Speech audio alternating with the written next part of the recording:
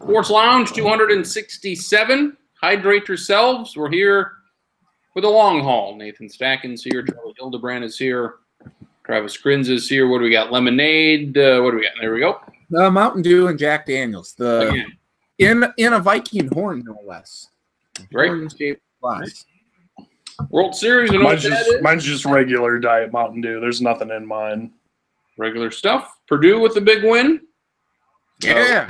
Oregon State. I don't think Oregon State won. So.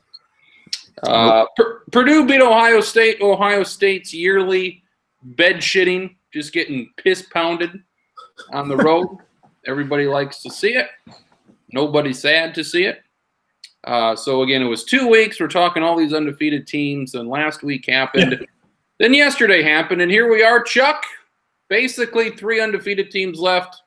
They go by the names of Clemson, Alabama, and Notre Dame. And, again, I said last week I think Alabama will be the only undefeated team, and here we are. So maybe a 2-loss team gets in. Central Florida, we're getting no movement on Central Florida. There's at least 4 teams guaranteed to lose above Central Florida, but it appears right now, at least the AP poll, coaches poll, there's no movement with Central Florida. So they can win, and they're just not moving. So I'm done with South Florida's still undefeated. They didn't look good and should have lost, but they have to play each other. If somehow South Florida's undefeated at 11-0 going into that game, that could give them a little bit of a boost.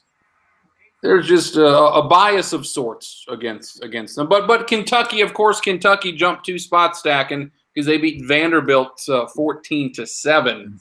A most impressive 14-7 win, Krins. Yeah. I must say, Kentucky has scored 14 points in back-to-back weeks. In offensive juggernaut, if I've ever seen one. And they're obviously the 12th best team in football. No question. No question. That's why they are ranked as such, with notable wins that they have. So you know what? Let's see them play UCF. I want that. Let's get that to the Peach Bowl. Is the Peach Bowl one of the playoff games this year? I'd like the game to be at least competitive. You know what I want? I get what Stacken's saying.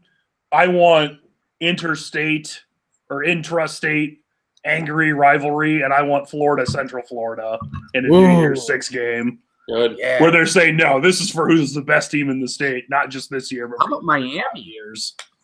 Yeah, I don't know if Miami's going to one. Miami's got, 2 or 3 losses now? Yeah, they're at Boston College next week. I don't think they win at Boston College. That's what I think of Miami right there. Remember week 1 when LSU smoked Miami and we were like, wow, look how good of a win this is for LSU. And now it's like, their 4th best win? Same thing, but with Washington and Auburn. Yeah. Purdue put up 49 on Ohio State. Defense has been an issue for Ohio State. Their defense is not good. They threw 73 times. That's just ridiculous in a game that was, it was 21-6 at the 4th. You felt still like Ohio State could win. They just did not seem interested in running the football at all in a 2-score game. And they seem to do this like every year or two. There was that game against Michigan State where Ezekiel Elliott had 7 carries for 60 yards, but they just didn't give him the ball anymore. So, people overreact, but I still think they're going to the playoff here. They dropped to 11, so they dropped quite a bit. Michigan is up to 5. They should both be at 1 loss, but it'll be a dandy Michigan-Ohio State game. Do you think people will overreact, Charlie, to this loss? I feel like they're still going to be in the playoff because I still think they're winning the conference. I think they're overreacting to it right now because it looked bad. And, it was bad, but it doesn't change anything for Ohio State. If they win the rest of their games and are 12-1 Big Ten champs, they're still going to be in the playoff. And I think the only question is going to be if either Michigan or someone in the conference title game maybe beats Ohio State or not. You look at the West, you got Purdue, Iowa, Wisconsin, Northwestern, all with 1 loss. I think I speak for everybody. We would like Purdue to win this conference. That'd be great. They do have Iowa at home. They do have Wisconsin at home. They're at Michigan State next week. Oh, that Michigan State juggernaut offense that had all of 94 yards at home, no less. What do you make of the theatrics stacking with Michigan and Michigan State? It's stupid. I mean, you knew what Michigan State was doing initially right away when you're walking arm in arm across the field. Yeah, Michigan might be on their side of the field, but then the whole stopping thing, I think that's a tad disrespectful, but I mean, it is what it is. Michigan won, but that defensive tackle looks like a bit of a turd. I'm back in on professional wrestling, kind of, and I don't know if Krenz would agree with this or not. I think we do need more heels in sports, especially college sports, and you need guys like this sometimes. And I think basically, I don't know if the guy planned on doing this or if this was just spur of the moment based off what Michigan State was doing. I think as long as you know that if you do it and you win, people aren't going to care as much, but if you lose, it's going to blow up in your face. Like, as long as you know that ahead of time, I guess I don't really have a huge problem with it. I think there's things he could have done I may have had a problem with, and I'm not saying, like, I wouldn't go as far to say that, like, I like it and I'm glad that he did it, but I think, especially in rivalry games like this where they really don't like each other, I think this stuff is interesting, at least to me, just from a, don't care about either team as an unbiased observer, and that I kind of don't like either of them. I think stuff like that's fun sometimes in rivalry games, as opposed to doing like some teams where they're like, no, we aren't really rivals. We just want to beat each other and then we'll be best friends and hold hands after the game. Like, sometimes nowadays that kind of grinds on me at times where it's like, yeah, I mean, don't make death threats and threaten to murder someone, but it's okay if you don't like each other. Like, that's reasonable. 17-game losing streak on the road against ranked teams. That's broken by Michigan. I feel like there was talk, we got to get rid of Harbaugh after the Notre Dame loss. Well, that's not going on. And Auburn, they always want to fire their coach, it seems like, right or wrong. Like, come on. I mean, I know expectations are high, and this ain't the first time they've had a disappointing year, but Jesus Christ, enough with the $30 million buyouts. You're gonna have seasons where you only win 8 games. You're gonna have to go 8-4, 8-5 once in a goddamn while. Okay, you can't be Alabama. So, and once Nick Saban retires, Alabama won't be Alabama anymore. So settle the hell down, people. North Carolina State didn't give Clemson much of a fight at all. Clemson rolled right there. The Bear had it right. Stacking. What happened here, Stacking? Well, he said like the last 8 times or whatever. Oh, that's what you're talking about, huh? Yeah. That's great. His first miss. That's awesome. Anyway, the Bear. This guy's dad is the superintendent in Sioux Falls. The Cowboys kicker? Yes. Well, he was a walk-on at Nebraska, so I mean, he's from general region there. Yeah. Really? Oh, it looked like it was going to be good. It's the upright and blinks. Right after Alex Henry was Brett Maher for 2 years. They do kickers right. I assume he was pretty good in Nebraska? He was good. He wasn't as good. Henry was the best kicker ever at Nebraska. Maher for 2 years was pretty good. And he's a Cowboy kicker, so there you go. What were you saying, Stack? Something Clemson did well? On College Game Day, they were talking about the Bear did something. About how, like, NC State, when the big double or Clemson big double-digit favorite, can NC State do it? And like, no, like they're going to smoke them, take the points, and absolutely right. NC State. It was so funny to me too because they're Finley, right? Ryan Finley, the NC State QB. Yep, he said, when our offense is going, we are the best offense in the country. No one can. Wow. I'm like, okay, you are delusional at best. Someone better check you for a concussion because that's the stupidest thing I think I've heard. I mean, it's one thing to have confidence, but every offense looks good when they get clicking. And other than Alabama and Oklahoma, you know who I would say is the best offense in the country when they get clicking? I'd say it's Army because when they get clicking, it's just like, yep, they're going to run for 7 yards every play and there's nothing we can do. Yeah, it's stupid. I don't understand how he can say that. I mean, Clemson clearly is better than NC State. Jeff Brom, he's a star at Purdue. Charlie, they've won 4 in a row. You may remember the Thursday opener. They lost to Northwestern. They lost to Northwestern. By and then they 4. lost to Eastern Michigan a week or two later. They lost to Northwestern by 4. They lost to Eastern Michigan by 1. They lost to Missouri by 3. Not unreasonable, 7-0 Purdue.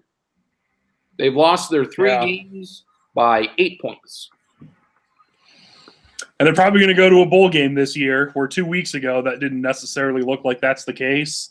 And Jeff Brom, a Louisville grad from Louisville, played quarterback at Louisville. Louisville may make a football coaching change, and maybe you'll have a job opening. Would you leave Purdue to go to Louisville? Yeah, because it sucks for Purdue. I'd rather he stay at Purdue. I would probably – you know what? I would agree that I hope he does also, but there's going to be some jobs open this year that I think you would look at, and it'd be tough to turn down. If that's not where he went to school at, I would say stay there. That's tough. I thought Oregon would do better at Washington State. They got blown out early. They came back late, but then Washington State put them away. So now we go from Washington's the playoff team. Oregon's the only chance. Now we got to have our hats on Washington State. literally Washington State. Can you imagine? And we know how good that Mike Leach teams do when they start getting playoff expectations. Yeah, they do. Like Texas Tech did, and then they lost to Oklahoma by 50 in the game they needed to win. I assume they lose 3 of their last 5 here at Stanford, at Colorado. They play Washington. I assume they go like 7-4, 7-5. Can you imagine though if Washington State and Purdue were both in championship games? That'd be great. That would be great stacking. It would. It would just it would be comical, I believe. Even though it would be a rematch, I would love a Washington State Colorado Pac-12 title game, and I don't want Purdue to have to play Ohio State again, but Purdue Michigan, Michigan, I would love that as a Big Ten title game. Is Minnesota? What? I said, is Drew Brees playing for Purdue in that one? Don't need him. They got Blau. Who would win if Michigan had Tom Brady and Drew Brees had Purdue? Who would win that championship game, given the fact that everybody else is the same? I think Michigan would win. Well, I don't know.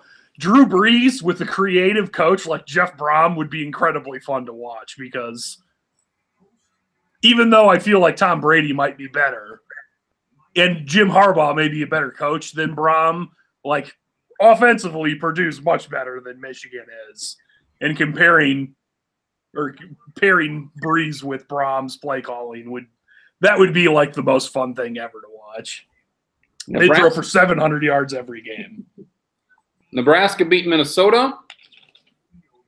As far as calling for coaches' heads, I'm not doing that.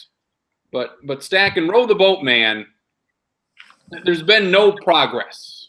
No, I wouldn't say no progress. I mean, they kept it close with Ohio State. I agree that yesterday's game was not a good showing, but they do have a majority of their starters are like freshmen or sophomores. So this is a very young team. I would say if there's not meaningful progress by next year, then you can start having that discussion, but don't change it. Yep. Just stay the course, roll the boat, and things will be good. I mean, Rome wasn't built in a day. Western Michigan didn't get great overnight. PJ Fleck knows what he's doing. I mean, he got a transfer from Alabama to come up to Minnesota. That doesn't happen. I think it's a cornerback or something like that. They'll be fine. They will. But I just don't see it working out. I mean, what is success? Is 8 wins success? If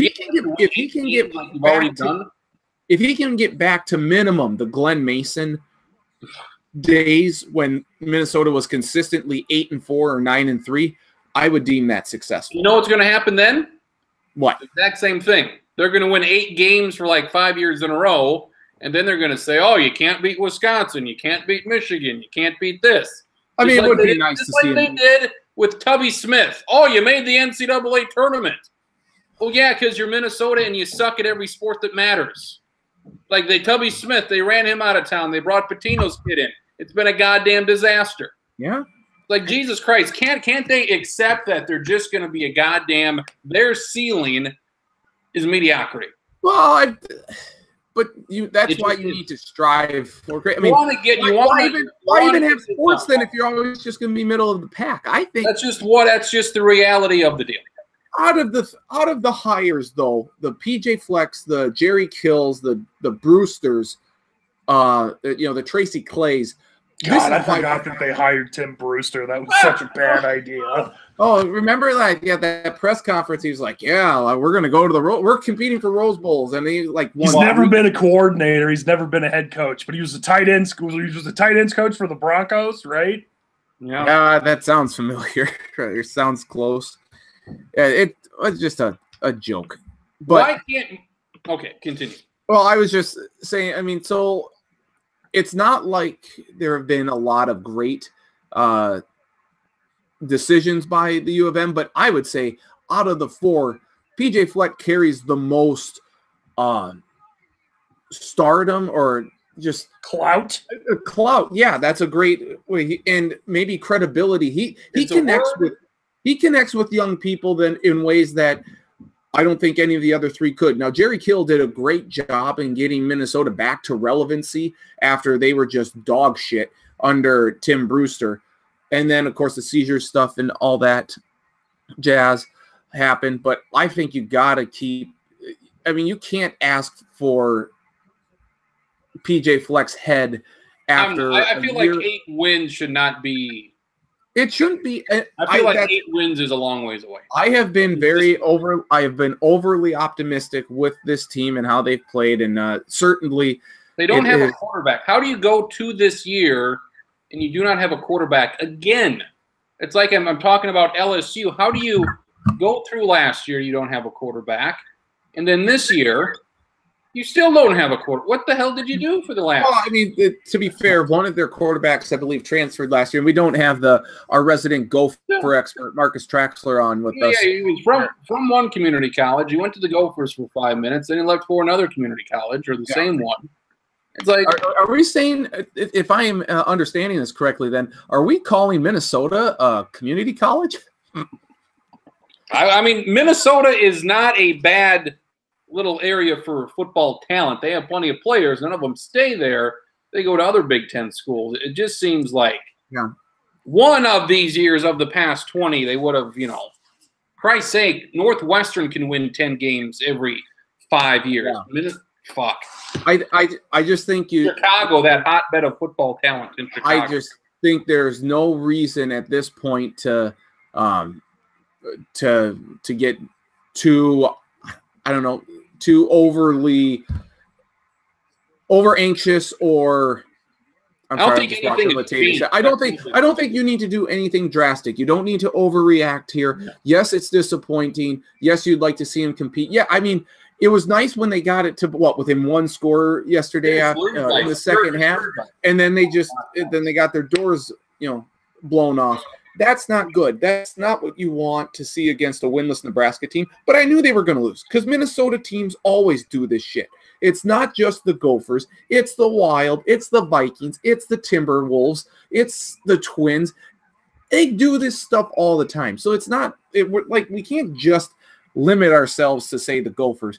But at the end of this whole rant, and I'll get off my soapbox here just by saying this, it's okay. Stay the course. Keep rowing the boat. If after this time next year, there's not more meaningful progress, like if they don't have 5 wins by this point and they are just looking shitty like they did yesterday, then I will say, okay, PJ Fleck's got 1 more year tops to do it. But at least you got a guy who can relate to the kids and who's decent in the community. I mean, I'm fine with that. People go listen to him speak, and they just are energized by him. Apparently, I'm fine with it. Just let PJ Fleck do his thing, man. All of that stuff you said is good. It doesn't win games on the field. Yeah, but none of it matters if they don't win. So yep. I told you, win games. That's all they can do. Hey, Stacken.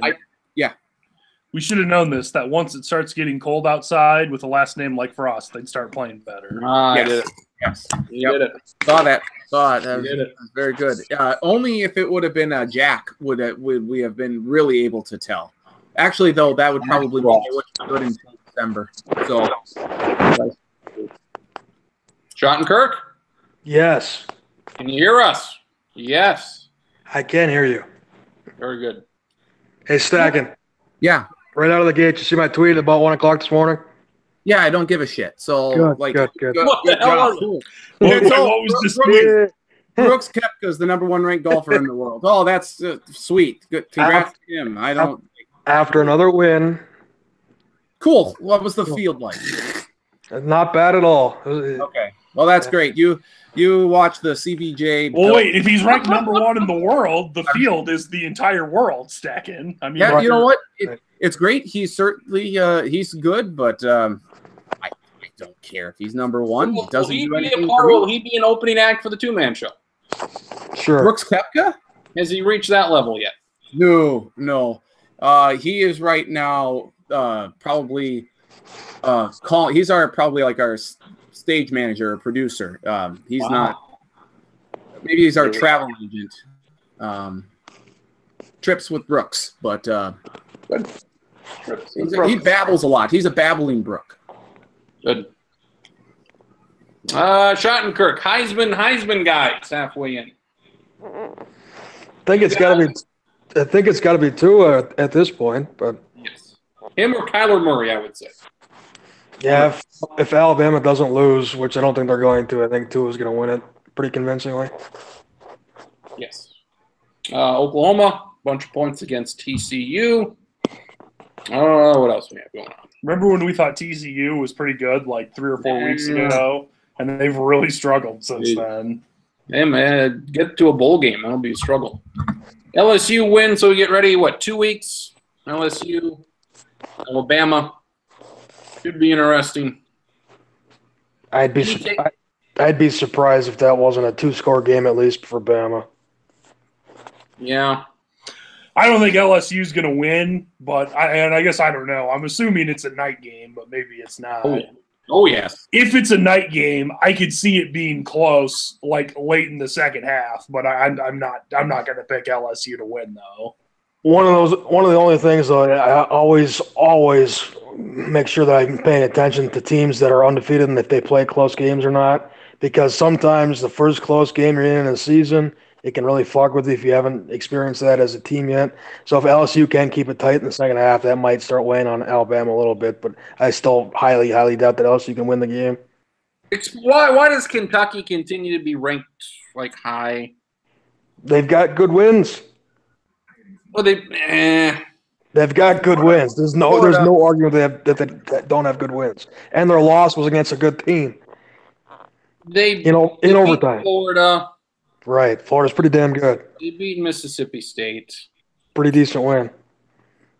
You start looking at who's directly below them that should be above them, based off merits of wins. Everybody. Fair enough. How would you vote in a poll? Would you vote on here's the way I vote. I vote by who I think would win if these. That's not how it's done, though. You know that. That's a way to do. That's how I do it. I do that, and then I also look at your schedule. How's your schedule? If you got some pretty good wins, it's a combination of the two. That's how I vote. Right. I totally agree, but that's not how it's. Alabama. Alabama's the #1 team. Right. I think Alabama would beat anybody they would play. I agree. Clemson is number 2. I think Clemson would beat everybody besides Alabama. I disagree. From there, you go down the list. Didn't we talk about this a couple weeks ago? I would put Kentucky if I'm looking at teams where they were around 20 last time. Again, I'd probably put them right around 20 again. Which is 8 spots lower, and obviously they'll all shake out. Yes. Yeah. There's a bit of a difference. Kentucky's going to lose, 2 or 3, probably at least 2 more games of regular season, or finish 9-3 and maybe finish as a fringe top 25. They might go 9-2. They should win every game except Georgia. They got to play Georgia. I don't remember who else they play. They should go 10-2. They got Louisville, Middle Tennessee, and Missouri. They should go 10 and goddamn 2. And they can somehow be, if they can fucking. Is the Missouri game in Kentucky or is it in Missouri? It's in Missouri. I could see. I could see Missouri winning in Columbia. The bottom line is, if they beat Georgia, they're winning the conference. Yeah, good luck. The division. Well, that too. But well, I mean, it's something else. It is something else. I mean, I would put Kentucky as like the 6th best team in that conference. I honestly don't disagree with that at all. Based off of talent, based off whatever, but the way it sits, they went down to Florida early and they got them, and that's weighing very heavily in the rankings. So it has turned on. We'll see this week. Florida playing Georgia. I kind of think Georgia's going to win that game relatively convincingly, but they should. Corinne, just to answer your question on Kentucky, immediately I would put West Virginia, Washington State, and Washington ahead of them. Well, I'd put them down to 20. I mean, I'd put every team. I'm glad this is a Kentucky Bass Fest. Usually I'm the one bashing on Calipari in the basketball squad, but Kentucky on a neutral field, they'd probably be underdogs to at least 20 teams. Yeah, that's what I'm thinking. So there you go. Iowa had a 3-hour game. Efficient. Iowa shut up Maryland 23-0. Iowa threw for 80-some yards. Maryland threw for 40-some yards. Pretty fascinating looking back to Iowa kind of blowing it in the fourth quarter against Wisconsin. It's keeping them out of the playoff picture right now, and they would be squarely in it if they had won that game. Purdue should be 7-0. They lost their 3 games by 8 points. Old Eastern Michigan got them at the horn. Unbelievable. App State stacking his ranks. Get hard about App State. Yep, we are. We are. Someone else besides you's hard about it stacking? Is Noah getting a little hard there? What does he got? No. I assume there are multiple other people in the Appalachian Mountains that are high on them.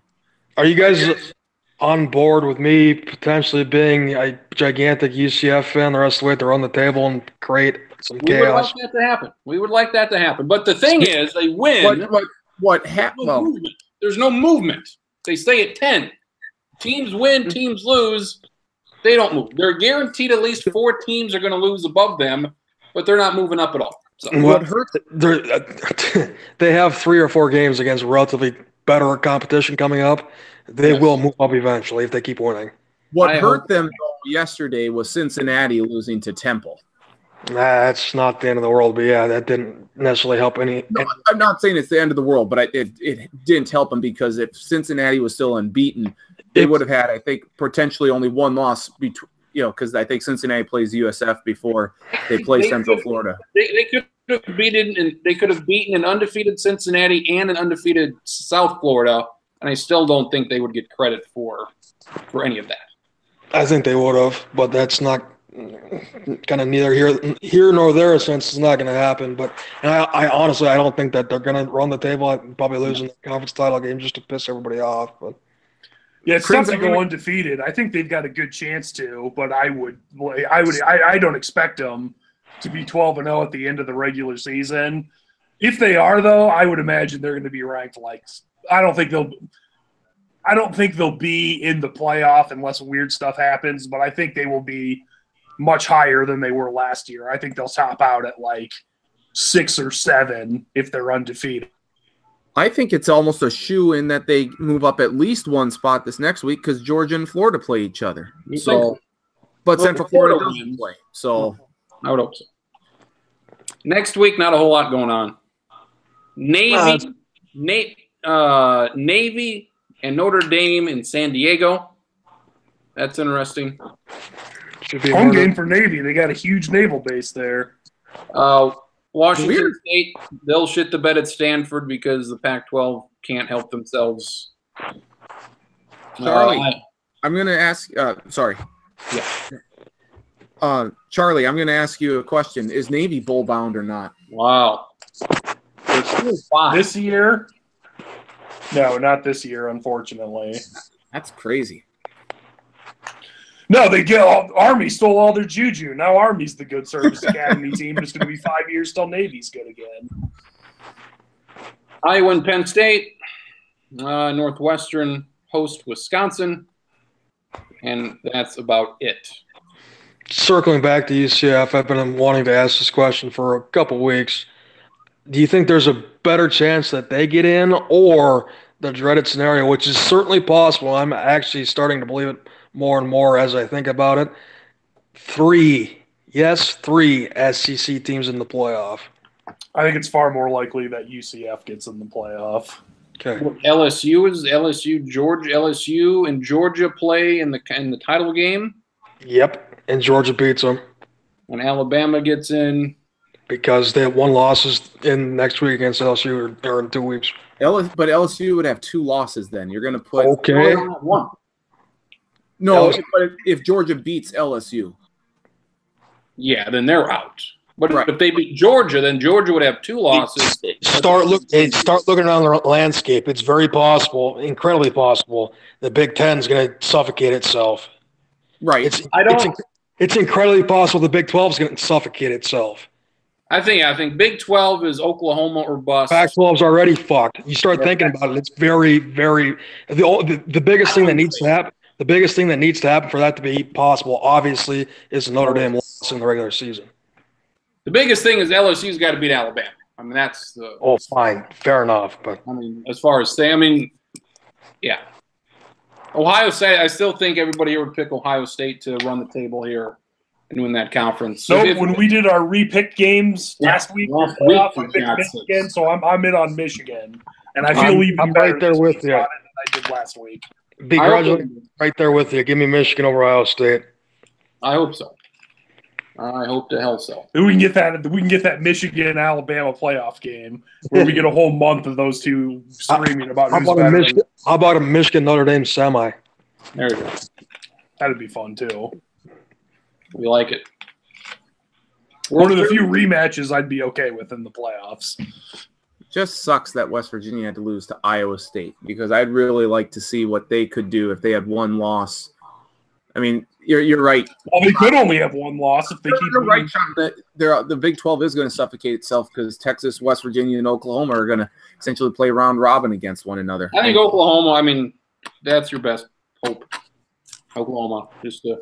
Yeah, well, good luck in Morgantown the last Friday of the season. I know that'll be tough, but as long as they can keep them under 50, they got a chance. World Series, that is a thing that's going on. There's the Dodgers and the Red Sox.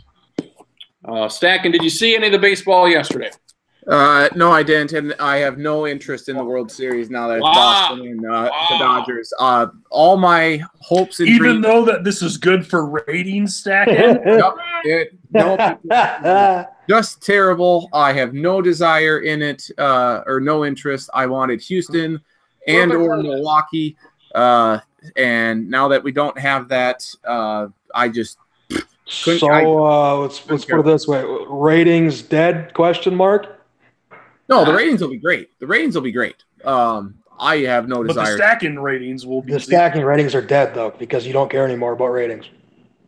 No, I do care about ratings. Well, this is your wet dream then, for Christ's sake. What? This is your wet dream then. It's fucking Los Angeles and Boston. I have no interest in Los Angeles and Boston. I don't. Wow. Both things can be true. The ratings can be good. Stacking does not give a shit about this. I didn't think they were independent from each other until tonight. So. They are independent. Yeah. So you don't like? I don't care about it. You don't care about it. Milwaukee. Schottenkirk, you know how I feel about Josh Hader and all of this stuff. Yep. Why? I don't know what happened in the post game. I doubt anybody asked Craig Counsell about it. I didn't hear about it in the broadcast. Like this is your season. This is it right here. And he comes in for 31 pitches. It was kind of a theme throughout the whole series, and sometimes it worked and sometimes it didn't. And more often, obviously, the biggest example was with Hader. But I was a firm believer that the Brewers lost that series in a large part because they got outmanaged basically every game. Every game that was close, relatively late, everything that was any key decision that Dave Roberts had to make, he made the right decision, even if it didn't work out all the time. And Council obviously quite clearly made the wrong decision multiple times, and it cost him last night. It cost him in game 4 that went to 13 innings. There's a few moves there that I totally disagreed with. He was outclassed, and it's unfortunate because, obviously a 7-game series is a 7-game series, but the Brewers had their chances to win that series in more ways than one, and it would have been awfully cool to see them in the World Series. But again, I don't know if it was he got his spot in the order was up the next inning, number 2. First batter didn't get on, so that's fine. It's 1 out, nobody on. I'd have him hit. He'll get out. You throw him out there for another couple of innings at least. He threw damn near 50 pitches earlier in the playoffs. I would have thought, like you kind of said, and you and Drew said the night before, that I would have thought that 50 pitches would have been his minimum, that they would have tried to go with him, especially considering that he was effective and striking guys out and getting the swings and misses that he had the rest of the series too. But and how quickly it turned too after he pulled him out and Puig gets that 3-run homer the next inning, and that's basically your game. But it had to be anybody. I'm glad it was him. Right. I tell you what, Puig's backing up his talk. What? He's doing the suckets. He's doing crotch chops. He's doing the whole thing. The Dodgers were going to win the World Series, so he's doing it. I get the sentiment that you guys aren't exactly thrilled that it's Boston, Los Angeles, but I find it hard to believe or kind of amazing that you're going to miss out on a potentially great series. I truly have no desire in watching this. I don't. I'm not a huge baseball fan. Your baseball fandom is even less than most years, huh? Yes. Okay, that's fair enough. Because there's no team that's stacking. I mean, I would prefer the Dodgers win this thing. Stacking hates the Dodgers, so that doesn't. No, I think I'd rather have the Dodgers win than the Red Sox because Boston fans are insufferable. So there's no clear. Going back to Charlie's wrestling talk here, this is heel versus heel for Stacking. Yeah. He doesn't give a shit. He doesn't give a fuck if it's. It's Vince McMahon versus Eric Bischoff. Oh my God! Whoever wins. That's great. But my team, or teams would have been Houston or Milwaukee. By the way, I've been meaning to tweet this out. I'm sure a tweet will come out later. How did your picks do this week? I forgot. Terrible. But I went 5-0 last week, so I'm going to hang my hat on that. Having said all that, well, why'd you go 5-0 last week? Because I was great, and because I told specifically underdogs. What didn't you do this week? I went with underdogs. I went with Oregon, and nope, you went with 1. I have to go back to my tweet. Yes. Here. Anyway, okay.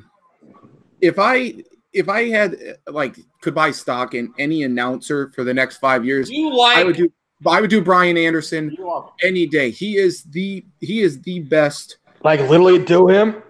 What? Nothing. Forget it. Move on. Wow, you are a gross fucker. I tell you. Yeah, but I would buy stock in Brian Anderson.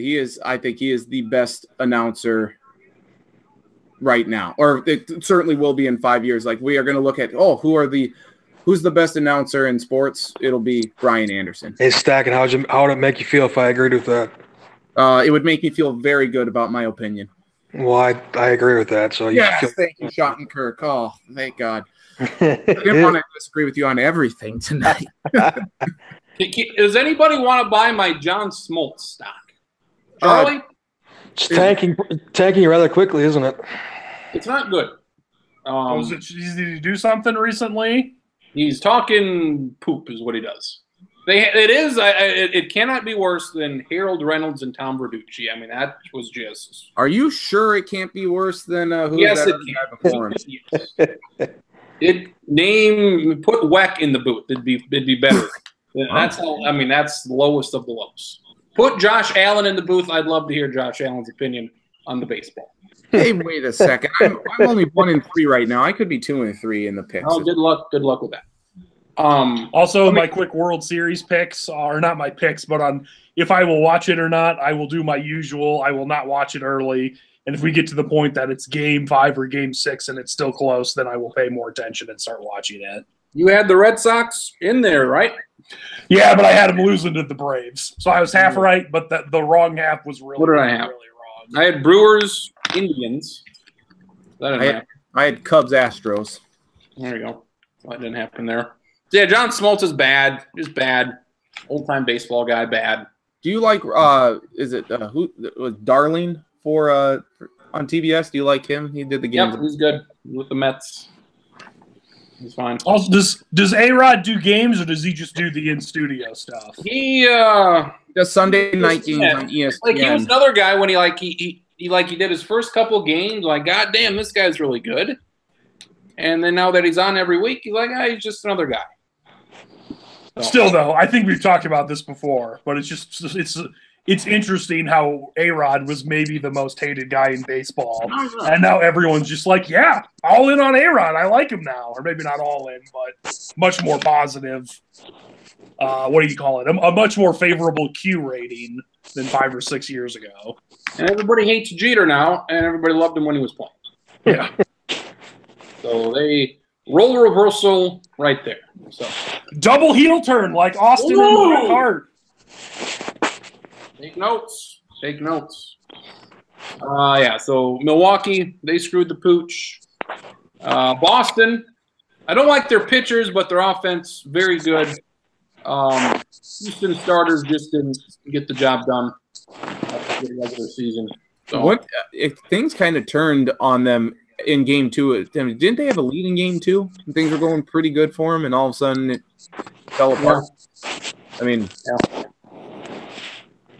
Just get swept at home 3 in a row. Sucks. Oh, we forgot. We got to talk about the catch stack. And was it a home run? I mean, that turned the series a little bit.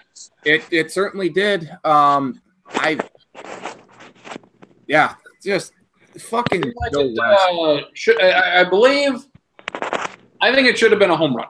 I think so too. I mean, it's tough because I don't get, from a fan's perspective, I get you kind of get caught up in the moment, but it's such a close play like that. But I don't think anyone was thinking that Mookie Betts was going to be able to jump that high and extend his glove back that far. I don't think they reached over the fence or over the wall.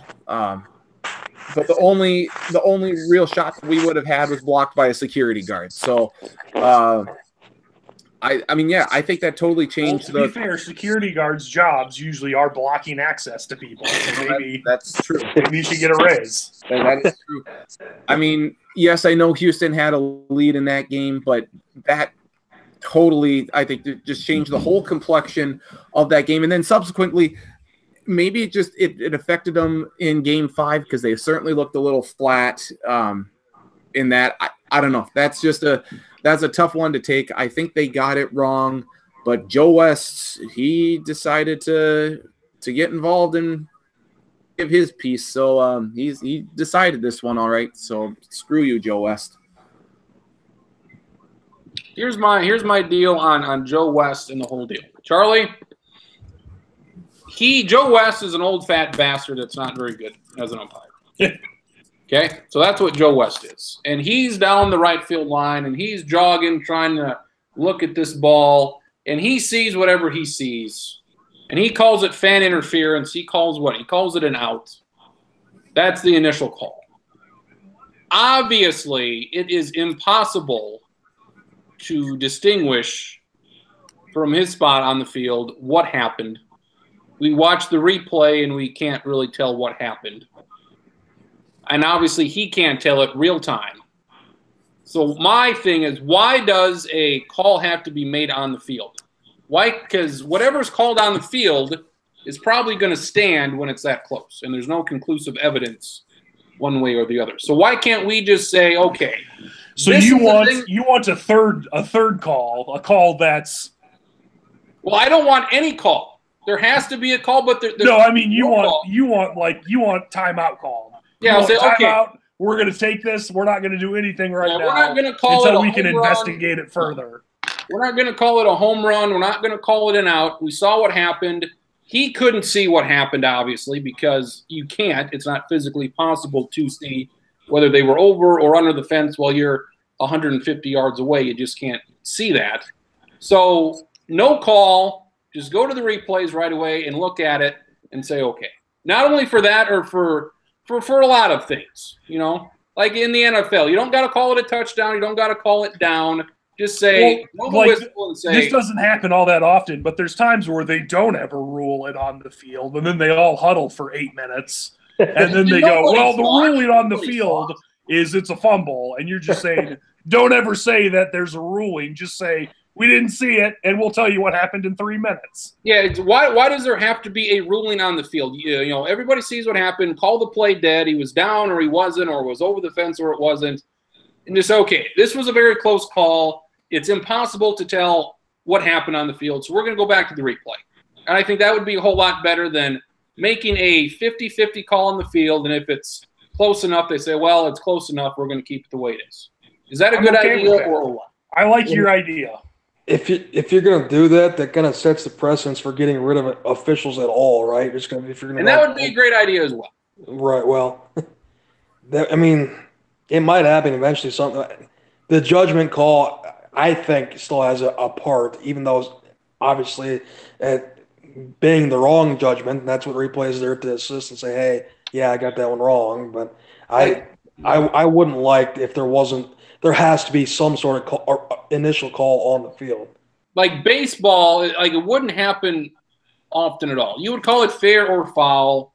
Like you can't challenge fair or foul in the park, right? You can challenge home runs, fair or foul.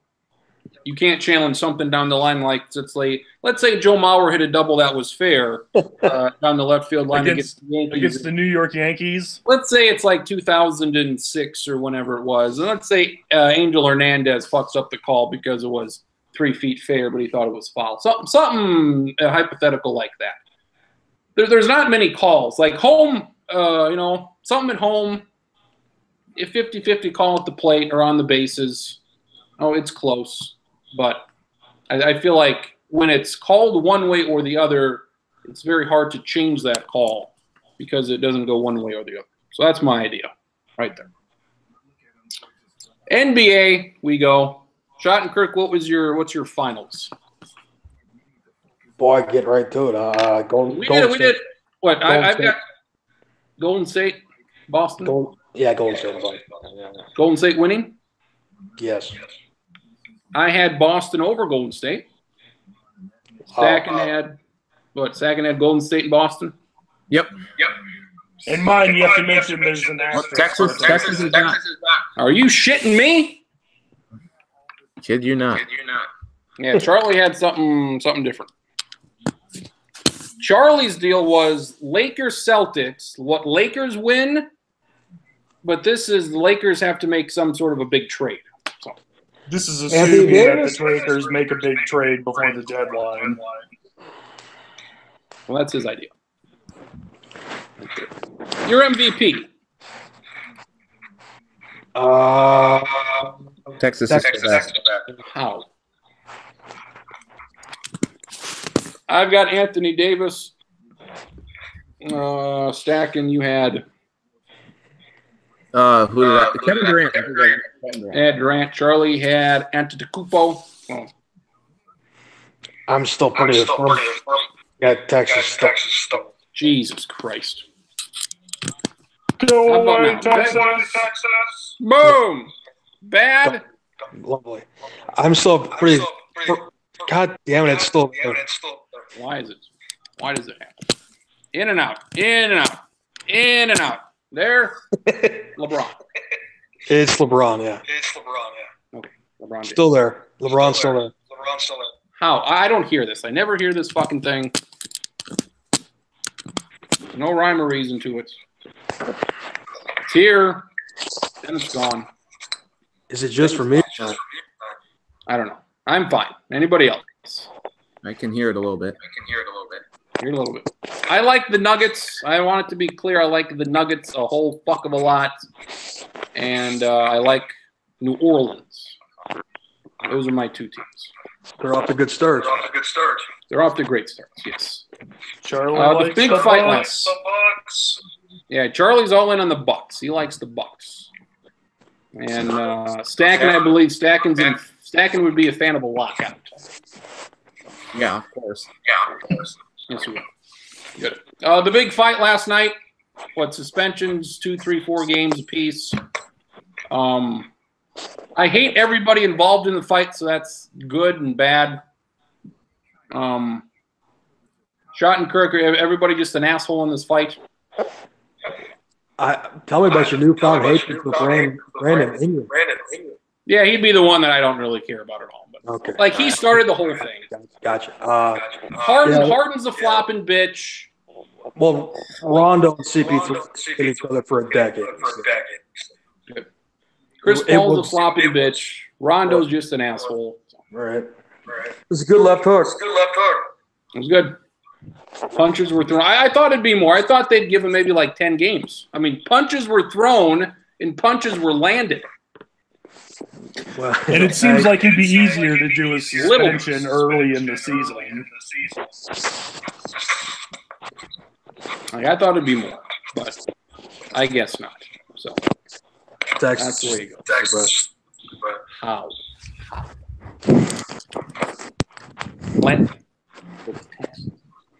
Stacken's got to get the laundry out of the deal, so slight trivia here. I do like trivia. 1 Oh, through it's 12. fixed. It's gone. Holy shit! 1 through 12. Pick a number.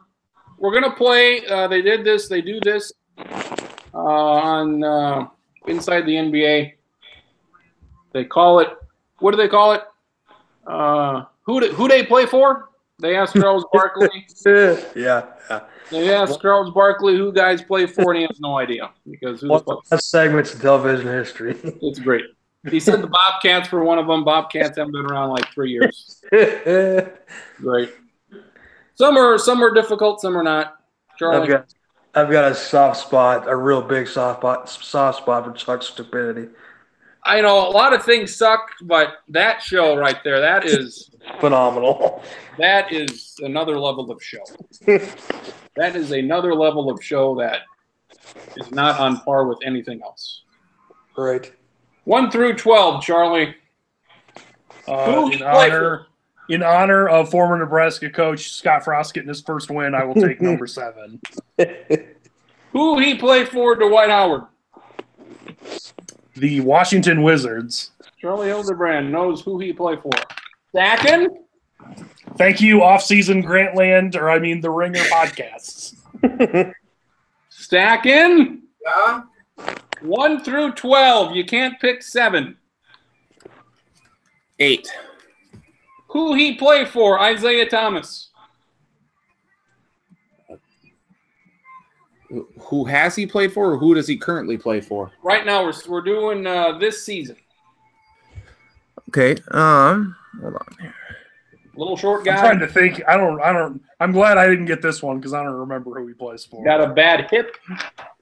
Hip is fixed. He got a. God, I don't even remember who he played for at the end of the season last year. Does he still play for the Lakers? Is that your guess? Yeah, I'll say the Lakers. Plays for the Nuggets. Oh, duh. He will play for the Nuggets. Kirk. Still number 11. Grayson Allen, biggest fuckhead in the planet. Grayson Allen. I forgot who drafted him. Let me think for a second. Oh, yeah. Utah, right? Jazz, Utah. Send him to Utah. The white Mormon-looking guy. Yes. Ted Cruz's son. Ted Cruz, handsome man. Handsome man. Charlie? I will go number 1. Vince Carter. Oh, I know this one. I I did know this one. I'm trying to. I remember hearing this in the off season. This is going to drive me crazy now. Crap, and I can think of teams he played for recently. I don't remember who it is right now. I don't think this is it. I'm going to just say the Dallas Mavericks. Nope. Oh, damn it. Yeah, me and Stacken talked about that last week. The Hawks. Stacking. What? 12? Michael Beasley. The Lakers. Good job. Ding, 3. Kansas State. Jamal Crawford. How do I not know this? Somewhere out west, but it's not Utah, so let's go with the other. Let's go Phoenix. Yes. Charlie. I will take the highest remaining number. 11 would that be? If that's No, what I it had is, 11. that's. Nerlens Noel. Former Oh man. Nerlens Noel. I don't know. I will guess the Pelicans. The Thunder. Yeah, geographically, I was sort of close. Stacking. I'll take the lowest remaining number. Tony Parker. Oh, I think I know this one.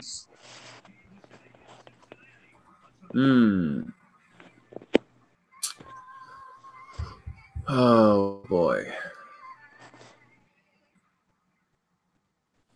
When you say it, I'm gonna be ticked. Wee. Tony Parker. Yeah, I know. Give you a clue. I'll give you a clue, Stacking. Yeah. It's not the Seattle Supersonics. It's good. Memphis Grizzlies. Charlotte. Yeah. Shit.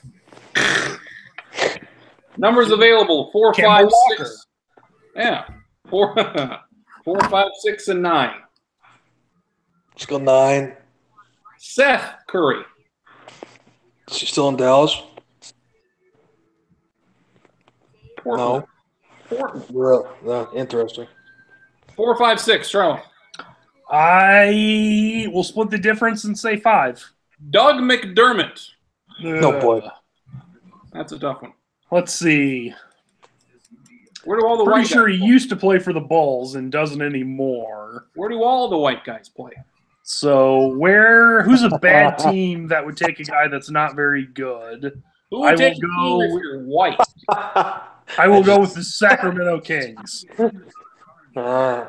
The Pacers. Oh, Larry Oh, Love. yeah. He loves Yeah, that makes sense. some clear guys. 4 and 6. Stack. 4. Zach Randolph. God, how old is Zach Randolph now? 28. Like 36. Does he play for the Kings? Yes. Yeah, good. Dang. Stacking. 1, 2. Schottenkirk. 1, 2. Charlie. 1. For the win, number 6. Udonis Haslam. He's still in the league? Shit. I don't think I've heard that name since like 2009. Well, I assume that Seth Curry was still in Dallas and he wasn't. And generally, these guys are guys that move around a lot. But I still think Haslam's with Miami, isn't he? He's with Miami for the 16th straight season. He's Gotta be up 38 there. years old. Udonis Haslam. Is Haslam going to own Miami or be the mayor of Miami, much like Kane is now a mayor in Tennessee? I'm saying he's going to run for office. If Haslam was white, he'd have a better chance. Wow, if he was Hispanic, it'd be a runaway. But it wasn't to be for old dark-skinned Udonis. Wasn't to be. Stacking Vikings won. Yes, I did. Concerned about it, but Jets were bad. I'm concerned about the injuries. Kirk Cousins made some terrible throws today, though. That pass to Stephon Diggs that was behind the line of scrimmage, I have no idea what the hell he was looking at there, thinking about. But so Diggs bailed him out on that one. Concerned about Any comparable corner on that touchdown to Aldrick Robinson, that's a pick too. Yeah. So yeah. So it wasn't great, but they did get the A win. point. But I am I'm concerned. I'm concerned about Xavier Rhodes' injury and Anthony Barr, as well as hopefully Adam Thielen doesn't have a concussion because he's going to get 8 in a row next week against the Saints. They discovered that they can actually run the ball if they stick with it, when that's the biggest encouraging sign that I've seen the last 2 weeks. That was another frustrating thing. I don't know why they abandoned the run so much in the first half, especially in the second quarter when you're going against the wind. It just, to me, didn't make any sense at all. You know what did make sense? Those Jets uniforms. Oh, that was great. I did like those. At the Color Rush Christmas in October. It's great. Crins, I think we're going to see a gigantic shootout next weekend. It should be fun to be there. Especially if Rhodes doesn't play. Am I die? Yes, you're in Minneapolis. Come on, those gunshots. Hey, boy, this ain't Chicago. Yeah, Well, honestly, I could see 38-35 and really quick. I really could. Points would be good.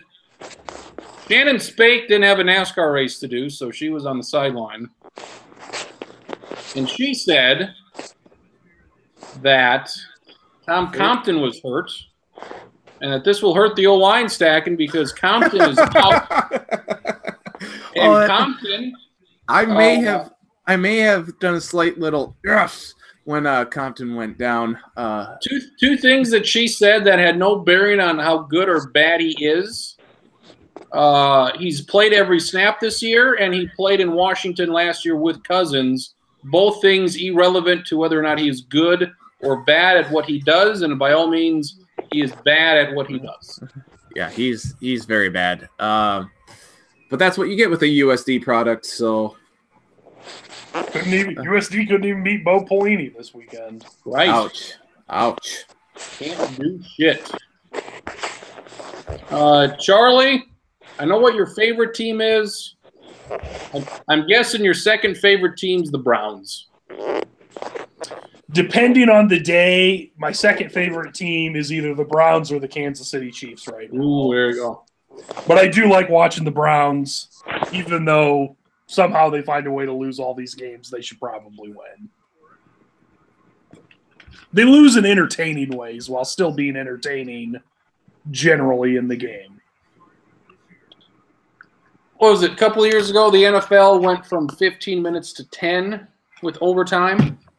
I think that was just this year, or maybe it was last year. A couple of years ago.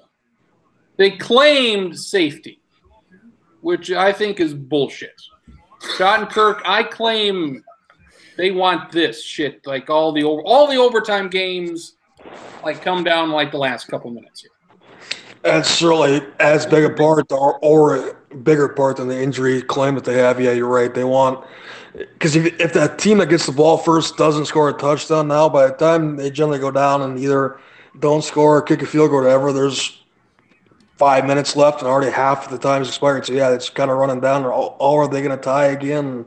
Yeah, they just wanted more manufactured drama, and they're getting it. Vikings-Packers. Packers got the ball once. Vikings got the ball twice. Yep, and that's pretty standard for this Cleveland-Tampa Bay bumblefuck of a game. I think each team got the ball 3 times. I thought Miami. I think I still thought Miami, and who was it last week? Chicago. Chicago is a stupid football game. Whatever the hell this Tampa Bay Browns. Just fumbling and interceptions, and the rapist is out there just throwing it to whoever the fuck he wants, and fuck. What a deal. Girlfriend beating her Joe Mixon with a one-handed catch. Ooh. If you haven't beaten your wife, then who are you? Who are you? Oh, speaking of beating people up, it's Tyreek Hill. Yeah. Kind of funny how he's become a sweetheart to the national. Yeah, it's like, oh, yeah, that's what I was just gonna say. It's funny how like people criticize all these other guys, but for whatever reason, he just like flies under the line. Right, he's kind of got exonerated from the whole thing, and he's gonna take this one back. No, never mind. I thought he was gonna take it to the house for a second. We redid playoff picks last week. Stack and Ritz redo Super Bowl picks. Yeah. Who did you have? You had Saints, Texans. Texans. You want to change that? Yeah, I think I'll take Ladies. Ram. What? Ladies, do I have one team right? Very good. I love the Price is Right reference. Let's keep Sure. doing it. Sure. Um, Not in the blog tomorrow. I'm going to riot.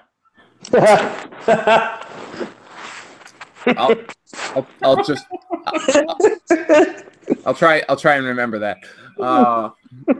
Let's start a riot. What's the one you always use? What's the one? Oh God, there's some goodies. There's one you always use. What the fuck is it? Won't be surprised if it happens. What? No. It's something. Don't be surprised. What is it? It's something. I don't know. Oh, I'll find. I forget about it. It's Prove something. me wrong. Prove me wrong. Is that it? No. Something. It's a joke of some sorts. Oh. I don't know. Anyway, I will take. Let's go with the Battle of Missouri, Rams, Chiefs. Close, but yes. Rams and Chiefs. Anybody not picking Rams, Chiefs? What are you talking about? Aren't the Rams still in St. Louis? Well, they might be. I am not going to take Rams Chiefs. I'm going to take Chiefs Saints. Chiefs Saints. I think Chiefs winning. Everybody loves the Chiefs. I'm pretty sure that my original pick was Saints Chargers. Yes. I kind of feel obligated to sticking with at least one of those two, so I'm gonna go Saints Patriots. I think my original one was Rams Steelers. Rams can happen. I feel confident in the Steelers are not going to be in the Super Bowl. I had 49ers. Patriots. I think you should stick with the Niners. Don't pick San Francisco teams. I'm gonna go Patriots Rams. Look at Twins pitcher Pat Mahomes. Jesus Christ. It's gonna start. The thing's gonna start. Patriots Rams. Thing's gonna end. Patriots Rams. What would this be? 18 years later. Wouldn't that be something? 17 years later. The only difference is. Yeah, that's right. The only difference is no terrorist attack like 5 months before the game. I thought the Rams are in a different city. Yes. Is there a Thanks to Stacken's best friend, Stan Kroenke. What an asshole. Yeah. Is there a contingency plan, Stack? And let's say a terrorist attack, God forbid. Maybe week 12 becomes week 17. Is there a contingency plan for the Stack in fantasy football in case there's like a week 12 cancellation? I don't know. That's something that we'll have to discuss with the board of governors, and I'll get back to you on that one. What would you say if I said, I think the Chargers are moving to St. Louis? I will tell you that I was thinking they could either move back to San Diego, to Oakland, or St. Louis, but by the sounds of it, based off of a post by Mike Florio on Pro Football Talk, they are in sorry, it's the Football Bible, but they are in an agreement with the Rams as like to be the tenants in the new stadium for at least 2 decades. So, Jesus Christ. I mean, as much as it would make sense, because to have to go from $400 million to $150 million in revenue is pretty steep. And you're essentially playing all your games on the road because they have no fan base there in LA. But it's stupid that they're in LA, but I think, unfortunately, they're there to stay for a while. Move the Jaguars to San Diego. Well, not London after, at least not for now. And by the way, the four London home games for the Jaguars is stupid, too. But is that a thing? I wouldn't wish that on any team, to be like, you have to play 8 home games in London and then 8 road games on the year. That would be incredibly difficult to deal with. I'd be totally down with the Jaguars going to San Diego if they actually had to drive their own vehicles and moving trucks, and they could swing through. They could swing through Kansas City in the way and kidnap Patrick Mahomes.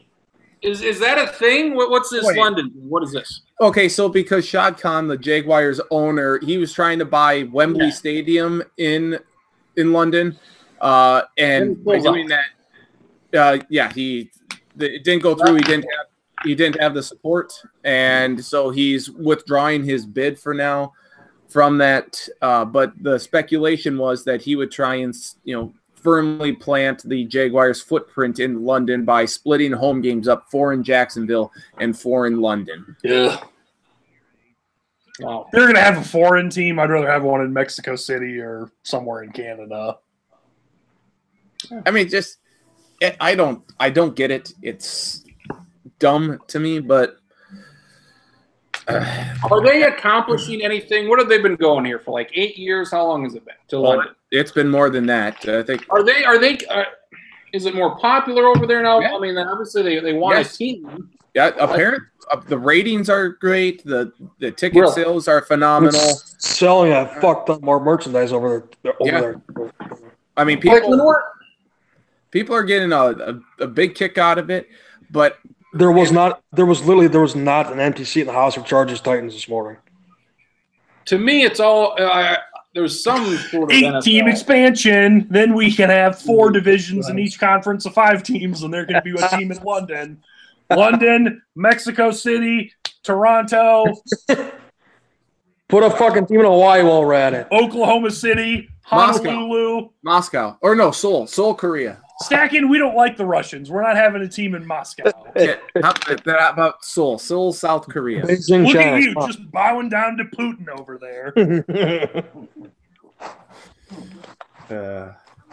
But all those other ones sound fine. I'm okay with all those other cities. They're on TV. Seoul's great. I don't know what their TV deal is, but I would assume they would like a bigger TV deal. I don't know if that's part of that or what their end game is, but more London games. And apparently, can you tell me, Crins, the only 2 teams that have not had to play in London? Only 2? There's more than 2, but no, only 2. There's more than 2. They had a graphic during the game today, buddy. I know. That's why. Oh, after this year, though. After this year, there's only 2. Gotcha. 2 teams. You're right. Buffalo. 2 teams. And Buffalo's one of them. No, but the Jets. Nope. It is the Packers and the Panthers. Packers, Panthers. The 2 PA teams. Only 2 teams because Philadelphia. Unfortunately, all the people in London haven't seen the best quarterback in the NFL play yet. And of course, I'm talking about Cam Newton, not Aaron Rodgers. Yeah, clearly. And because the Eagles haven't played yet, but they will play next week against the Jaguars. So I assume that's where you're going. That's what you were going with, Schottenkirk. Yeah, I was setting up that the loser of that game is going to be 3-5. How fucking crazy is that? What is this game? London next week. Philadelphia, Jacksonville. Yeah, whoever loses that game is going to be 3-5 and very, very much in trouble. The defense. What happened to the defense here? Cowboys put 40 on them. That's unacceptable. The Chiefs put up 30. All right, but the Jets put. I mean, fucking Christ. It's a combination of a few things, and they had their little mini powwow after they beat the Patriots in week 2, and it hasn't been the same since. They're 1-4. 1-4 since. Not good, and they're. I shouldn't say probably. I'm 95% sure they're going to lose next week. And the way Houston's been going recently, they're in serious trouble. But again, you don't have a quarterback, you ain't get a team. They don't have a quarterback right now. So. They're starting running backs out. He's been out for and actually, if you want to get really technical, the biggest loss, in my opinion, and all 6 of us Jag fans, Corey Grant. No, the biggest loss was our left tackle a few weeks ago. It hasn't been the same since he got rolled up on a towards the ACL. Oh, who was that? Cam Robinson. Oh, Cam Robinson. Okay. Yeah, Cam Robinson. But what the hell just happened? A crazy touchdown. No. They gave what? I don't. I'm watching Curry shoot a free throw here, Stacking. Wow, you poor bastard. Golden State Nuggets. The only football that he talks about and breaks down in depth is the Vikings. West Central. Oh, there you go. And whoever Purdue's playing in a given week. Yes. What did they give Bottles for a contract? He just extended. They Just 3 years, $54 million was the overall contract, but that I don't know what there's an opt-out clause after this year. There's team There's options. always It was just a 5th-year option that was truly exercised. So let's say they really shit the bed and have a top 10 pick. He's done. He's done. He's gone. If they have a top 10 pick, he's probably done and gone regardless. But And Draft Kyler Murray. Say I don't care if the A's drafted you. Actually, I don't think you probably work all that great in the NFL, maybe, but I'd love to see the Jags try. no, if they don't have a very high pick, they're probably gonna be stuck somewhere in purgatory in the teens. They have enough young, redeemable talent on defense that they might actually try to make a move for a semi-proven youngish quarterback. I don't know who that would be, but Are you sold on the Oregon guy going 1? not 19 because it sounds like he's staying in school. Really? The hot rumor after last night is that he's like 95% staying and he won't be in the draft till 2020. Well, fuck, if that's the case. But even if he did come out next year, no, I'm not sold that he's going to be the next big thing. Quarterbacks next year, not great. Not great at all. Not the Missouri guy. No thank you on. Don't draft Missouri guy, okay? Don't fucking motherfucker. Are you saying it's not a lock that that Mr. No, Lock will no. go? I think it is a lock. That's why I don't like it at all. I don't like it at all. So that's gonna suck.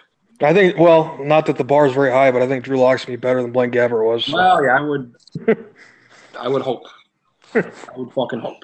Hey, by the way, I just came to me again because I was having flashbacks, but the most fascinating thing to me after the Cardinals-Broncos shitfest on Thursday night is the fact that Byron motherfucking Leftwich is the offense coordinator in Arizona now.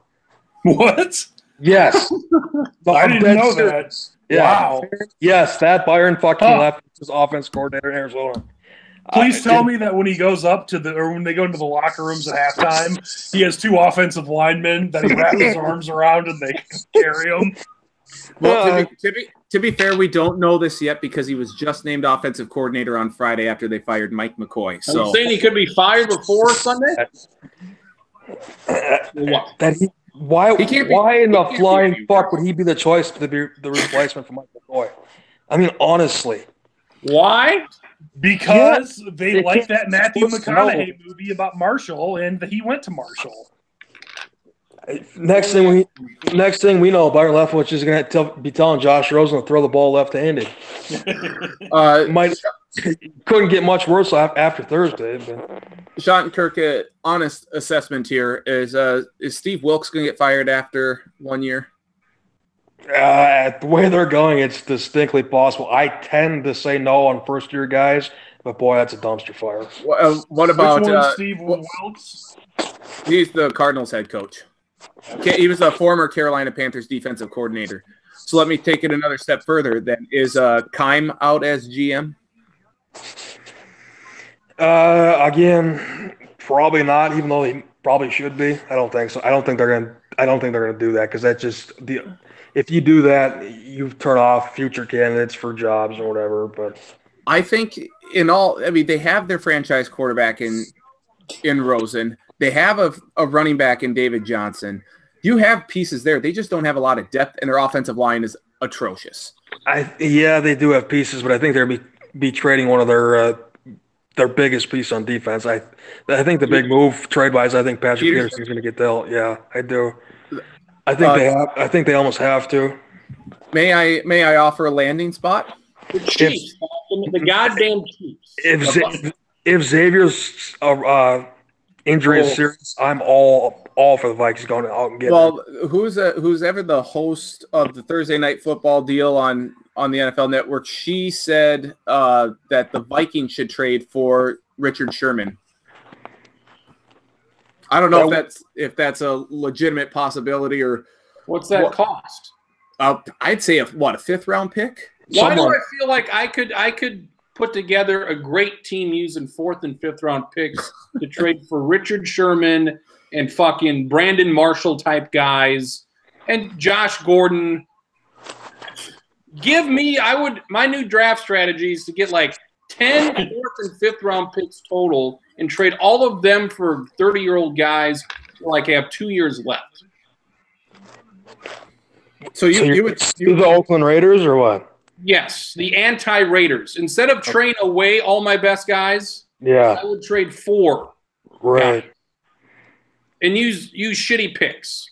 Right. 4th round pick for Moss. Yep, I'll take 4th round pick. So basically, you're going to find a guy who the general public would think you'd need a 1st or a 2nd round draft pick for, and when the team says we want a 1st round pick, you're going to say, "Fuck you, 5th," and they're going to say, "Yeah, okay, that works." No, I would call the team up and they would say, "Give me a 6th round pick for this all-star."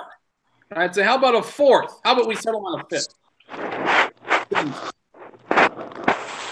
If you can do it. Like the NFL trade, I guarantee you could get Richard Sherman for like a 4th round pick, 5th round pick. And that would be a high. That would be high to go for a 4th round pick. No, as far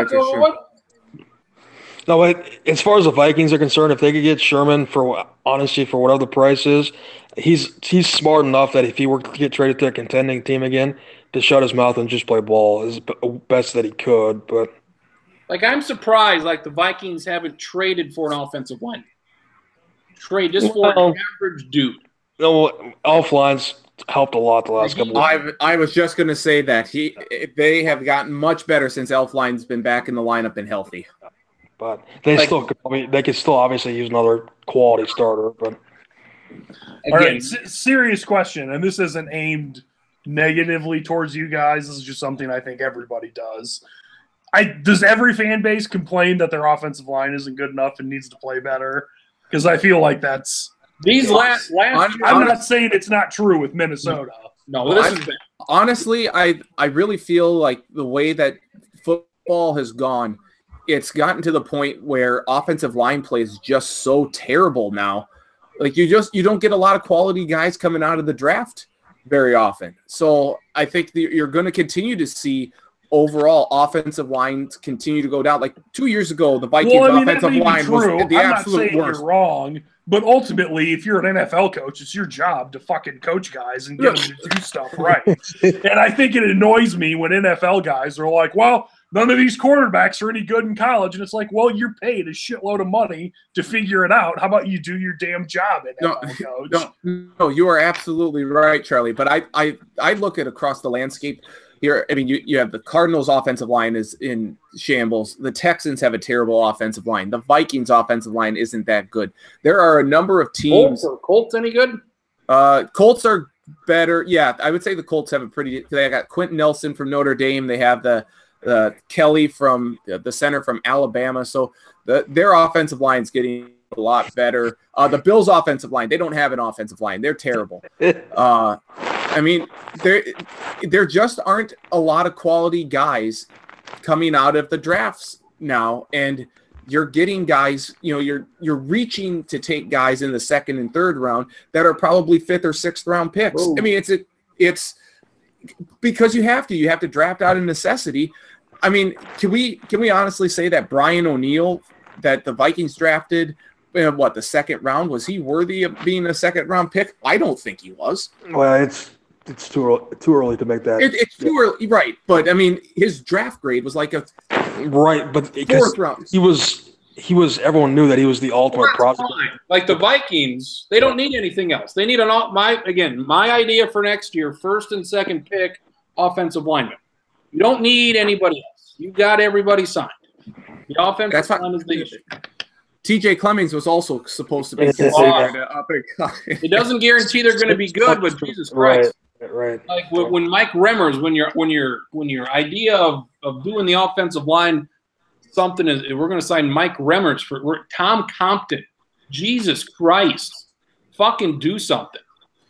Well, the Tom Compton deal to me, because remember the Vikings also are missing Nick Easton. I think if Nick Easton was in there, this would be a completely different. Him and Elflein, those are 2 guys that they've hit on. Those right, are 2 good. And those are guys that they should have for at least the next 5 years, if they're not stupid. Like those 2, okay. Riley Reed last year was okay. This year does not appear to be okay, and now it's hurt.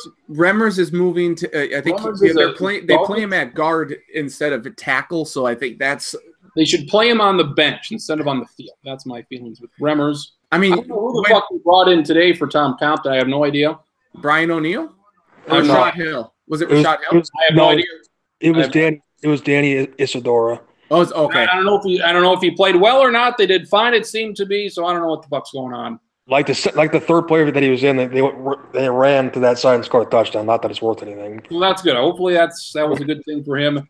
The Sam Bradford line 2 years ago was the worst we have ever seen. The worst we have ever seen. But again, that was also decimated by injuries too. That was injury. That was bad. But And that's why I mean, Bradford completed 71% of his passes because it was 3-step drop throw, 3-step drop throw. Getting back to Charlie's original point and question, yes, I think it's pretty standard that unless a fan base knows that in general their offensive line is pretty good, they'll have a little bit more slack. But even unless it's like the Cowboys' offensive line from 3 or 4 years ago. It's a lot. I think people have a lot easier time blaming a lineman than they do a skill position player, just because that stupid lineman. If he would have made that block, that play would have been that much better or whatever. But I don't know. it's a common theme, I think. I think Vikings fans have a perfectly easy time blaming Laquan Treadwell for everything. So. When's the last time he dropped the ball? I will say this. Today, a few weeks. Today. He hasn't. He had I one will drop say this. today. He has played fine. Yes, he has. He's a perfectly fine third receiver, in my opinion. He's fine. If you want to bring him back or not next year, maybe not. But he is. Seems like He's shown a hell of a lot more this year than he has in any year prior, obviously. Yep. No, absolutely. Him and Cousins have something there, so. And he's Cousins doesn't know him. so good for him. Not the worst thing in the world. So, good for him. Finally, Jesus Christ, Andy Dalton, you fucking idiot. I'm right, so so far what's gonna behind. 3rd and 3. Dalton, knee up, takes the snap, drops back, and he got strip sacked. He Got did it hold back on to that somehow. ball way too long. I agree. Schottenkirk. We're at 3 different paces here because I'm in the middle between Schottenkirk and Charlie. Yeah, I think I am always the furthest behind on everybody. Must be a Sioux City or a North Sioux City thing. Once they get that road fixed, they'll be better. Is there such a thing as there's too many points now in the NBA? Are you asking me? Yes. Atlanta scored 133 tonight against Cleveland. The Dallas-Minnesota game, both teams nearly scored 140. I mean, it's better than it was 4 years ago when nobody scored 100. But fuck, How long do I have? How much tape do we got here? Because I could go for. We got an hour and a half of tape. Okay. At some point, this has got to come back to. And I'm going to start not even talking about the game of basketball because we've had this conversation a few times in chat and in person, whatever. I've never disliked a football game that's 17-14 if it's sloppy. I've never disliked a 2-1 pitcher's duel in baseball. I've never disliked a 95-90 NBA game if it's a little bit choppy and a little bit physical. Yes, it's gotten out of fucking control with the points in the NBA. It's the freedom of movement. You can't touch a guy. It's defensive fundamentals basically not even being taught at the youth levels, AAU levels, and it's really hard to catch guys up to speed when they're just so ingrained that all they do is try to put the ball in the hole. It's fun to watch. I'm not going to sit here and say that I'm a 80-year-old grandpa. Well, that's not any fun to watch. They score every time they got the ball. But at a certain point, 140 to 130 every night, you'd think – and the biggest point is that's why when people pitch about college basketball being so choppy, the NBA has gotten so far away from that it's went to the other extreme where the shooting, the three-point shooting, and the focus on three-point shooting has really increased the scores too because the percentage is higher and there's more of them being taken than ever before. But the free throws and the three-pointers, and I don't even know that they're doing it on purpose. The NBA as a whole, the rules are not that dramatically different. It's just the athletes have transformed themselves, and you got 7-footers that can knock down threes, and you got guys that are, well, if I give up 20, well, I'll just go score 25 and it'll be a net positive for my team. You don't have hardly any guys that are on the floor at any given time that their main role is to defend the superstar on the other team. But you know what? Markelle Fultz at least made 1 3. Now he just needs his teammate Ben Simmons to make one. Ben Simmons could not make a 3 his entire career and still make the Hall of Fame. So I'm so sick of that narrative. It's not even funny. It was a couple years ago. The passing was out of control in the NFL. A lot of passing. Now that's come down a bit. Now a little, not now much. With baseball, it's home runs, and now hopefully that comes down a little bit. No, hopefully the thing that comes down is the fucking strikeouts. Well, yeah. Put the guy on play. And now the 3-point shot, and we'll see how long this continues until something happens here. But I'll be the old guy that says, get off my lawn, and I'm sick and tired of all these points in the NBA. But can I ask, is this a fair assessment? The NBA allows way too much contact. Like, they don't call a whole lot of fouls anymore. Well, too much contact? If you saw that, I go back to the Nuggets Timberwolves game last year, Wow, game 82. That was a mugging and a half. But that was a playoff. Right. So the playoffs are officiated differently than regular season. And that's so stupid. I hate that. I hate that rule. Or it's not a rule, but I hate how they do that. Call it the same throughout the entire. It should be the same in game 1 as it is in game 48, as it is in game 82, as it is in game 5 of the first round, as it is in game 2 of the NBA Finals. Here's my hypothetical stacking. Do you perform the same way day 1 of the marriage honeymoon night than you do year 5? Come on. That's a personal question, Krins. I don't say that on live air. But you perform the same way on your anniversary than you do, say, on July 14th. Yeah. Personal question. Whatever. Continue. Personal question. Anyway, so what I was saying is, I think they need to stop calling so much in college basketball. I think they need to let them play a little bit more, make it not so choppy. But I don't know. It seems like they don't call as much in the NBA, but call too much in college basketball. Am I off in my assessment there? The college game is different, and it's different because there's not as much freedom, and the guys aren't at liberty to go off script as much as they do in the NBA. You can call a play in the NBA, and sometimes everybody will go the other direction just because they want to go the other direction. Good college teams are basically outside of the blue bloods, but a good mid-major team is a reflection of their coach and how well coached that they are. So the foul calls in college are not going to change. It's going to be you're going to have your Big Ten brawls. You're going to have whatever, and it is what it is. And it's nice. For me, I like that we kind of know what college basketball is and will be, unless something dramatic changes, which I don't see. Amon hates it. We know Amon hates college. Yes, despite if you ask him right now who won the national title, he'd have. I hope college basketball has success, and maybe it took this FBI investigation. Hopefully, it'll get better down the. 2 of the last 3 national championships from Villanova have been mainly because they've been really good at shooting the 3-pointers. So. Mm-hmm. Maybe that'll be an awakening for the rest of college basketball. Jimmy Butler's playing games. That's amazing. That's happening. That's incredible. Minnesota sports fans are dumb. I'm just going to say it right now. I was waiting for this because I wanted to reply to that tweet so bad about you saying that people were dumb for throwing them. So let's hear it. Okay, so Stack, I already told you they weren't saying they were cheering him. They were saying Butler, pronouncing it wrong. Well, they are dumb. They are like the Kentuckys and North Carolinas of the world. That's not great. This to me is so dumb. Butler, because I would hope most people would look at what Andrew Wiggins and Karl Anthony Towns are doing. They don't play defense. They don't really seem to care a whole hell of a lot. Jimmy Butler wants these guys to try and buy into the system, buy into what Tibbs is doing. It's why he shot the extension, because he is seeing these guys not care or buy in as much as what he thinks they should be, or they're not putting in the effort. So I get where he's coming from. I get the frustration.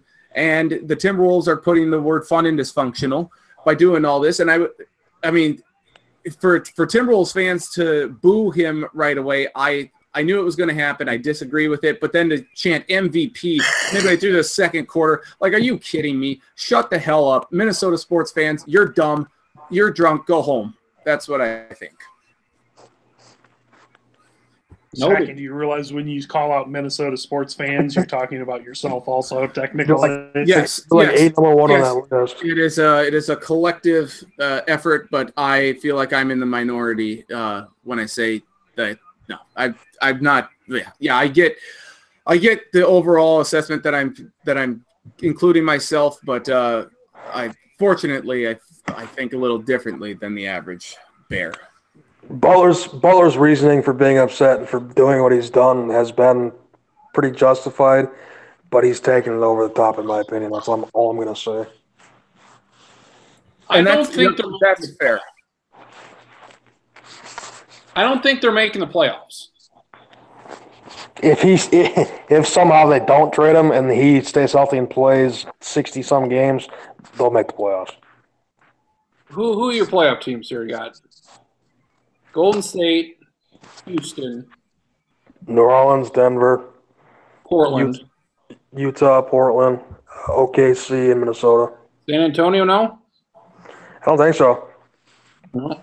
Lakers, God,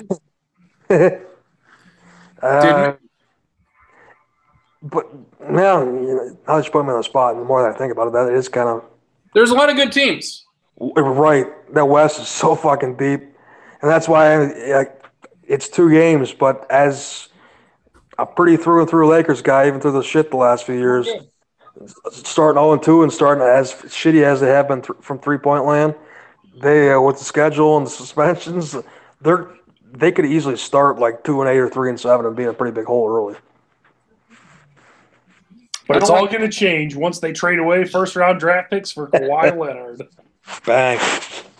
Or Anthony Davis. Jim Butler, Jesus Christ. Send Jim Butler somewhere good. Please. Like Los Angeles? Yes. The funniest thing that I thought from the whole thing is that his preferred destinations included fucking Brooklyn and the Clippers.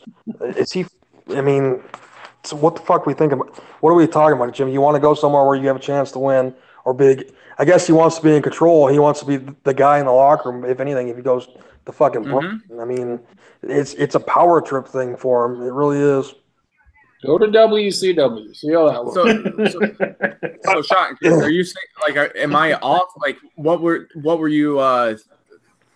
To reply.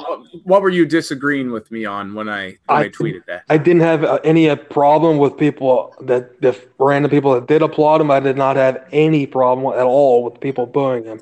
He's been a kind of a shithead, to use one of Marcus Traxler's coined terms. But he's also been right. But yes, that's why I said he's very justified. Could have handled it differently. Should have handled it completely differently. And honestly, the organization should have handled it differently too, because evidently he started telling everybody in the front office that would listen, like 2 weeks after last season ended, that he didn't want to be there, and it didn't get public until fucking September. So, like, how do they're supposed to have this big meeting? Did they have a meeting at the end of the season? How does this meeting not happen before?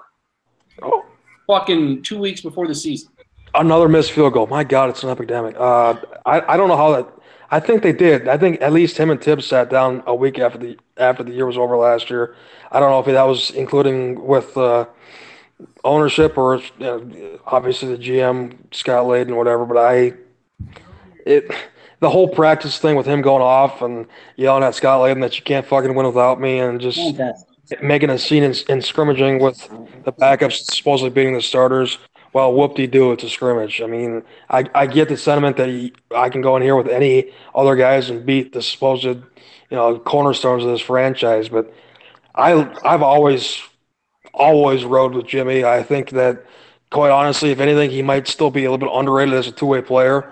When he's as effective that he can be on offense and he's locked in defensively, he's a top 5 two-way player in the league. There's no doubt in my mind. But at a certain point, dude, you got to realize that Carl and Andrew are who they are, and you got to do whatever you need to do to make the team the best that it can be. Charlie, your weekly wrestler. Oh, Charlie left? Oh, my heavens. When did this happen? I'm sure he'll be back. Sure. Well, show's done. Stacking, what do you got for me this week?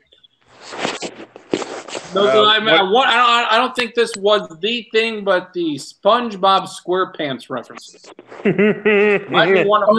Oh, yes. That was absolutely my highlight of the week in the blog. I don't think it's the one I was thinking of, but it is one that I found. So. It is one that it's my go-to. One of the in the rotation. I spent at least a solid 12 seconds laughing at one. Were you laughing with me or at me? No, with you, definitely. I thoroughly enjoyed the use of the reference. Sure. Okay, good. Thank you. Oh, no, I know which one you're thinking of. You're like, get on with it. Because when I go with the Los Angeles Angels of Anaheim, a lot of them. How about that manager hire? Holy fuck. Who? The Angels. Oh, yeah. Ausmus. Christ almighty. Brad Ausmus. Maybe that'll be the last thing to actually piss Trout off and want him to get the fuck out of there. Brad Ausmus. How about that Bell signing for the Reds? Excitement. Oh, are you shitting on Bell? No. Get away. Was it Bell or Black? I can't remember. I have bad with names. David. Okay. All right. Who were you thinking for the Twins manager job, by the way? Not a black guy, apparently. So. I mean, some white guy that's like 45 years old.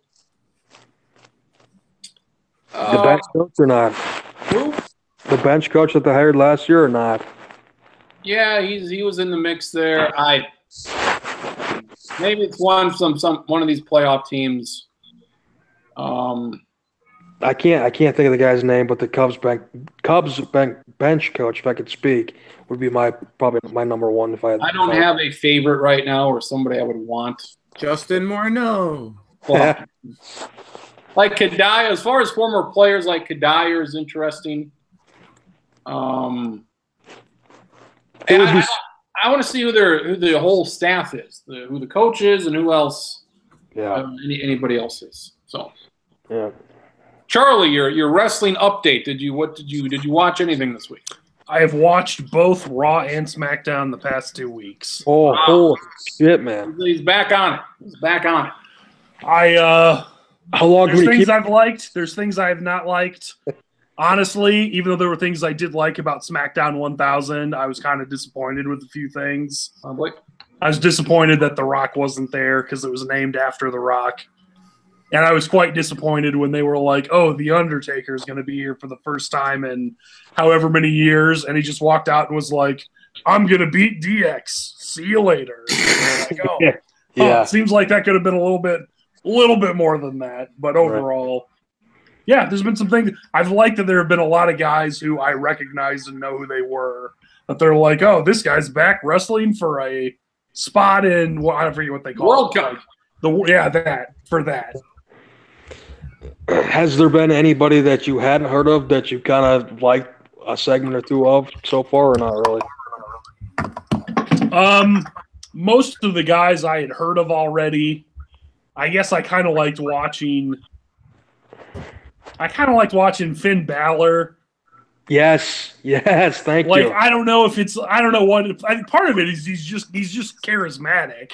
Right. It's just like, oh yeah, he looks like he's having fun, and it's fun watching a guy who looks like he's enjoying himself. Yeah. Finn's my number 2 guy as far as current guys that I thoroughly enjoy. Number 1 guys. My number 1's AJ. Yeah. Oh, I don't think I'd ever seen AJ Styles wrestle before, either this week or last week. Like, I'd heard of him, but hadn't seen him actually wrestle. And in the one I saw, which, a random SmackDown isn't like we're going to bring out the A+ stuff, but he looked good. Oh, yeah. Benjamin, who was it? Was it him? It might have been. I think that's right. Yeah, and I didn't know Shelton Benjamin was even doing that still. I hadn't heard of him in forever. The last I remember about Shelton Benjamin was that he jumped off the rope and Shawn Michaels super kicked him like 15 years ago. Still one of the craziest. I shouldn't say crazy. One of the coolest spots in history. Yeah. Yeah, incredibly good. Helped out by you need a super athletic guy that's willing to take that, and he was willing to be like, yeah, sure, I'll do that, even though I end up looking like the idiot, kind of. We got 2 weeks until this pay-per-view, this Saudi Arabia thing. The Bengals are shooting themselves on national television, just in case anybody's wondering. Don't care, I know.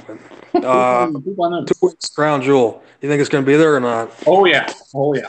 You think they're in? Oh, yeah. Well, Yes. Yeah. Oh, yes. Oh, yeah. It's pretty much it's died down a little bit. Trump's got a massive weapon deal there, so of course, I mean, they got to keep with it. I will say, if it wherever it takes place, it's going to take place there. I know it's going to, but AJ Styles, Daniel Bryan has all the fucking makings of match of the year. So. Something to watch out for, Stacking. Was that? What, did he try and do that on purpose? You think Sean Kirk was that by design? It had to be. It had to have been. Are we back to Shawn Michaels thing again or what? No. I kind of think so, but I don't know because it was so poorly executed. But No, we'll have a show next week. We'll be a podcast only. We'll be in the big city for the big games. Stacking, who's your least favorite Saint? Saint Joseph. Least St. Nicholas. Saint Olaf. I Saint John. say. George's St. Pierre. Can I say Darren Sharper? How about who's your I know, least current current Saint? Saint, yeah. I know. Let's go with. How about their coach? Yeah, I could go with Sean Payton. That would probably be a. Okay, this two-parter, Charlie. It's for you too. So, who's your least favorite Saint if you have one? That's a good question. I'm trying to think. I can't think of anyone off the top of my head. I'm sure there are guys if I looked at their roster, but Okay, the second part of this question. maybe Mark Ingram. Fair enough. All duly noted. How about your least favorite Laker, current Laker, if you have one? Oh God, that's a least favorite Laker. I can't say Lonzo Ball. Not even a question. Okay. I don't think I have anything against Lonzo Ball. I don't like his dad. I don't think I have anything against him. Unfortunately am taking out my disdain for LeVar. I will go with on Rondo Lonzo. for the Lakers. Okay, perfect. So, as you guys know, next Sunday and Monday, Crins and Drexler are going to be at those two games. I'll be yelling my head off at Sean Payton, Mark Ingram, Lonzo, and Rajon Rondo for you guys. And I might even make a sign for Monday. I haven't decided yet. Very good. Yes. I will let you know if there's a player that I'm thinking of Gotcha. by then. You have to yell to Ingram that he didn't deserve to win the Heisman Trophy, and it should have been Ndamukong Suh that won it. Okay, deal. I'll yell from section 308, row 9, or wherever we're sitting. Yeah, the whole sentence in complete coherent clarity so he can make out every word.